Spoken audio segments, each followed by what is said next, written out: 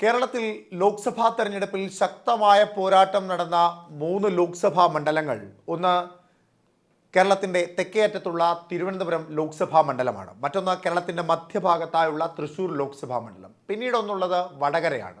വടകര ലോക്സഭാ മണ്ഡലത്തിൽ ത്രികോണ മത്സരത്തിന് ഇടമൊന്നും ഉണ്ടായിരുന്നില്ലെങ്കിൽ പോലും ഇടതുപക്ഷവും കോൺഗ്രസും തമ്മിലുള്ള പോരാട്ടം അത്രമേൽ കടുത്തതായിരുന്നു.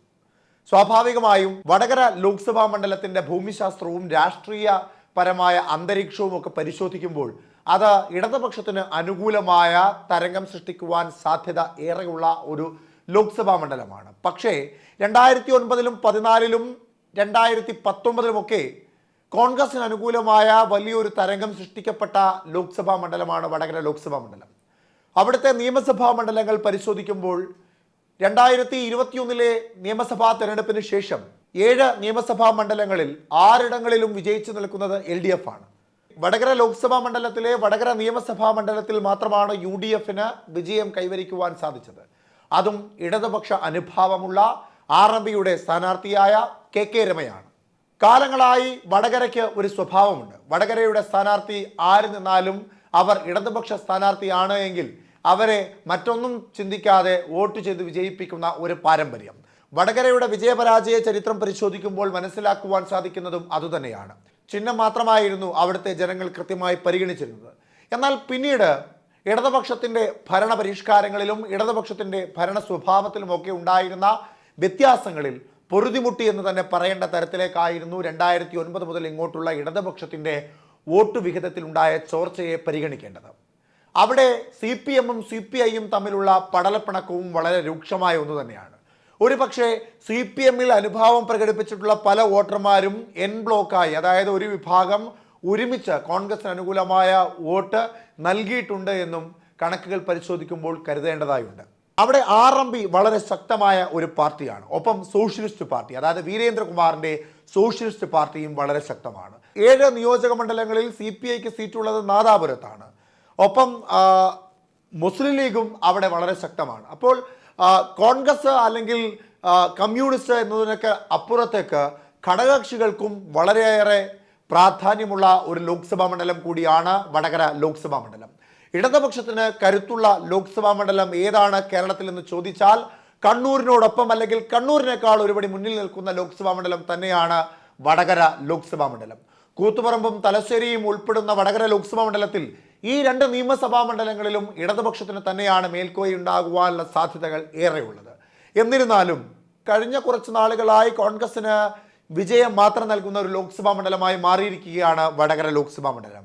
കണക്കുകൾ പരിശോധിക്കുമ്പോഴും മനസ്സിലാകുന്നത് അതുതന്നെയാണ്. 2009-ലെ ലോക്സഭാ തെരഞ്ഞെടുപ്പിൽ മുല്ലപ്പള്ളി രാമചന്ദ്രനെതിരായി അന്നത്തെ സിറ്റിംഗ് MP ആയിരുന്ന P സതീദേവി മത്സരിക്കുമ്പോൾ അന്ന് മുല്ലപ്പള്ളി രാമചന്ദ്രൻ മൃഗീയമായ ഭൂരിപക്ഷത്തോടുകൂടി വടകര എന്ന ഇടതുപക്ഷത്തിൻ്റെ ഉരുക്കുകോട്ടയിൽ നിന്ന് വിജയിച്ചു വരികയായിരുന്നു. അന്ന് അദ്ദേഹം നേടിയ വോട്ട് 4,21,255 ആയിരുന്നു. 48.82% വോട്ടുകളും അദ്ദേഹം നേടി. 12.77% വോട്ടിൻ്റെ വർധനമാണ് അവിടെ ഉണ്ടായത്. പിന്നീട് 2014-ൽ നടന്ന ലോക്സഭാ തെരഞ്ഞെടുപ്പിൽ അവിടെയും മുല്ലപ്പള്ളി രാമചന്ദ്രൻ തന്നെ വീണ്ടും വിജയിക്കുന്നു. അന്ന് AN ഷംസീർ ആയിരുന്നു ഇടതുപക്ഷ സ്ഥാനാർത്ഥിയായി മത്സരിച്ചത്. അന്ന് മുല്ലപ്പള്ളി രാമചന്ദ്രൻ നേടിയത് 4,16,479 വോട്ടുകളായിരുന്നു. 43.37% വോട്ടുകൾ അദ്ദേഹം നേടി. 5.45% വോട്ടിൻ്റെ കുറവുണ്ടായി എന്നത് മാത്രമാണ് ആ സമയങ്ങളിൽ അവിടെ കോൺഗ്രസിനുണ്ടാക്കിയ വലിയ ഇടിവ്. എന്നാൽ 2019-ലേക്ക് വരുമ്പോൾ 2019-ൽ ക്ഷീണങ്ങളെല്ലാം മാറ്റിവെച്ചുകൊണ്ട് വീണ്ടും കോൺഗ്രസ് തന്നെ ഇവിടെ വിജയിക്കുന്നു. K മുരളീധരൻ എന്ന ഏറ്റവും ശക്തനായ കോൺഗ്രസ് നേതാവ് വടകരയിൽ സ്ഥാനാർത്ഥിയായി മത്സരിച്ച് വിജയിക്കുകയായിരുന്നു 2019-ൽ. അന്ന് അദ്ദേഹത്തിന് ലഭിച്ച വോട്ട് 5,26,755 ആയിരുന്നു. 49.81% വോട്ടുകളും അദ്ദേഹം നേടി. 6.40% വോട്ടിൻ്റെ വർധനമാണ് അവിടെ ഉണ്ടാക്കിയത്. അതായത് മുല്ലപ്പള്ളി രാമചന്ദ്രൻ രണ്ടാമത് മത്സരിക്കുമ്പോൾ 5% വോട്ടിൻ്റെ കുറവുണ്ടായി എങ്കിൽ 2019-ലെ തരംഗത്തിനോടൊപ്പം K മുരളീധരൻ എന്ന കോൺഗ്രസിൻ്റെ ഏറ്റവും കരുത്തനായ സ്ഥാനാർത്ഥി വടകരയിലേക്ക് എത്തിയപ്പോൾ വടകര നൽകിയത് 6% കൂടുതൽ വോട്ടുകളായിരുന്നു. 2019-ൽ കോൺഗ്രസ് K മുരളീധരനെ വടകരയുടെ സ്ഥാനാർത്ഥിയാക്കിയപ്പോൾ ആദ്യഘട്ടത്തിൽ അങ്ങനെ സമ്മതമൊന്നും മൂളാതെ ഇരുന്ന K മുരളീധരനെ വൻപിച്ച സ്വീകരണമായിരുന്നു വടകരയിലെ ന്യൂനപക്ഷ വോട്ടർമാരും കോൺഗ്രസും UDF-ഉം ഘടകകക്ഷികളും ഒക്കെ ചേർന്ന് നൽകിയത്. അപ്പോൾ തന്നെ തോൽവി വീണ്ടും മണത്തിരുന്നു ഇടതുപക്ഷമെന്ന് വേണമെങ്കിൽ പറയാം. പിന്നീട് അങ്ങോട്ട് കെ മുരളീധരനെതിരെയുള്ള പടപ്പുറപ്പാടായിരുന്നു. സ്വാഭാവികമായും സാക്ഷാൽ കെ കരുണാകരന്റെ മകനോട് അന്നും ഇന്നും എന്നും കേരളത്തിലെ വോട്ടർമാർക്ക് ഒരു ബഹുമാനവും കരുതലും ഉണ്ടായിരുന്നു. അത് തന്നെയായിരിക്കണം 5 ലക്ഷം വോട്ടുകളിലേക്ക് അദ്ദേഹത്തെ കൈപിടിച്ചുയർത്തിയതും.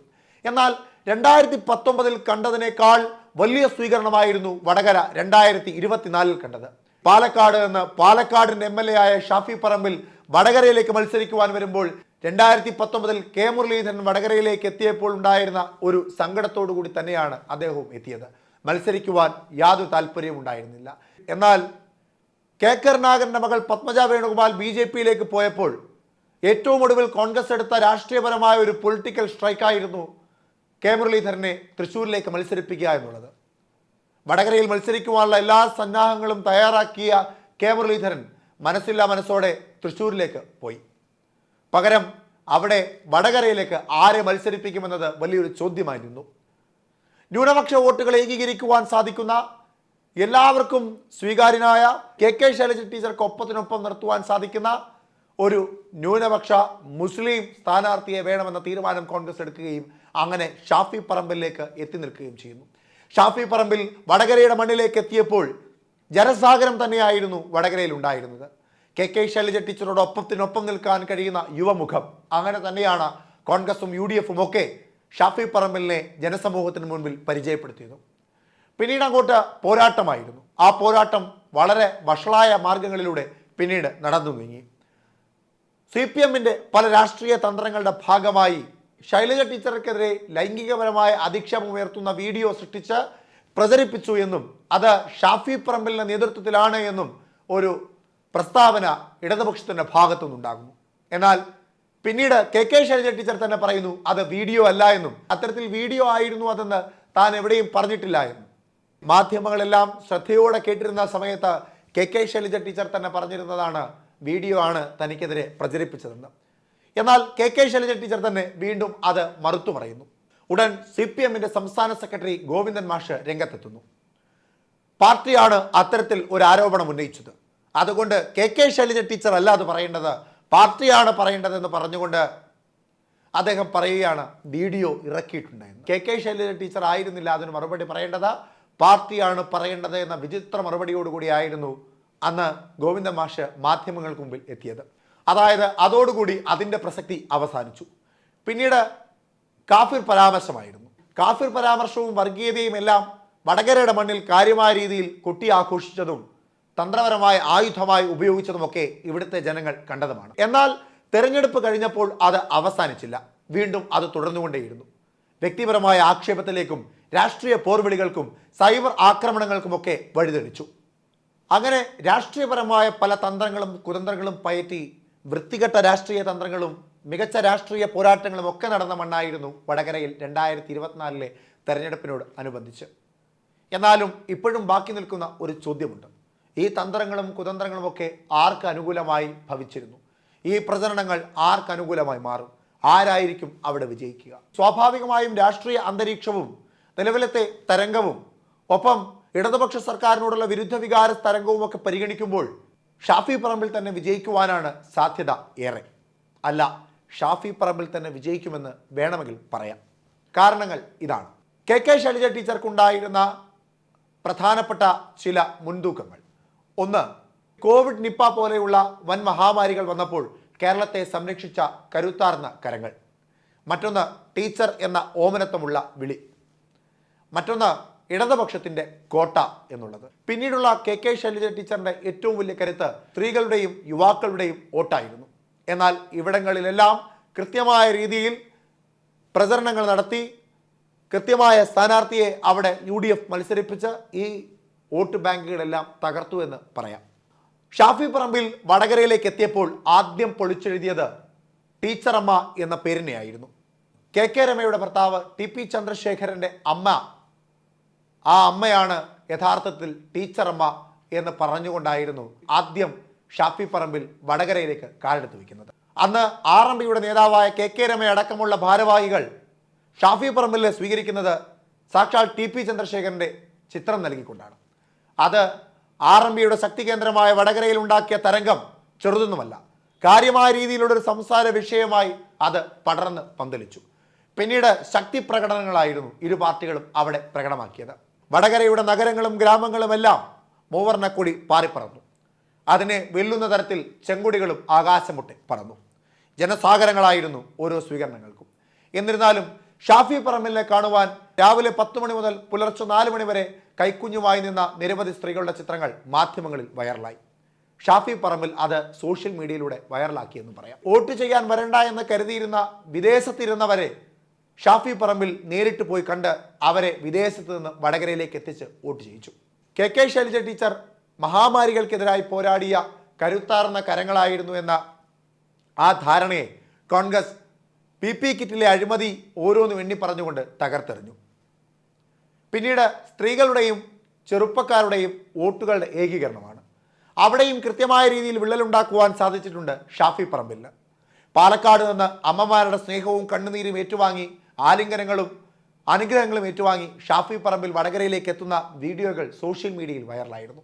അതുമാത്രമല്ല, ചെറുപ്പക്കാർക്കിടയിൽ ഷാഫി പറമ്പിലിനുള്ള സ്വീകാര്യത ചെറുതൊന്നുമല്ല. അത് കാര്യമായ രീതിയിൽ വോട്ട് ബാങ്കാക്കി മാറ്റുവാൻ സാധിക്കുമെന്ന് തന്നെയാണ് വിദഗ്ധരും കോൺഗ്രസും കരുതുന്നത്. ഇനി മറ്റൊരു പ്രധാനപ്പെട്ട കാര്യം വ്യക്തിപ്രഭയാണ്. കെ ശൈലജ ടീച്ചറോടൊപ്പം ഒരു വ്യക്തിപ്രഭ ഷാഫി പറമ്പിൽ ഉണ്ടോ എന്ന് ചോദിച്ചാൽ ഉണ്ട് എന്ന് തന്നെ പറയേണ്ടതായുണ്ട്. പാലക്കാട് പോലെ ഹിന്ദു ഭൂരിപക്ഷ പ്രദേശമായ ഒരു ജില്ലയിൽ ന്യൂനപക്ഷ സ്ഥാനാർത്ഥിയായ ഷാഫി പറമ്പിൽ കടുത്ത പോരാട്ടത്തിലാണെങ്കിൽ പോലും എല്ലാവരുടെയും ആഗ്രഹപ്രകാരം വിജയിച്ചു വന്ന ഒരു സ്ഥാനാർത്ഥിയായിരുന്നു.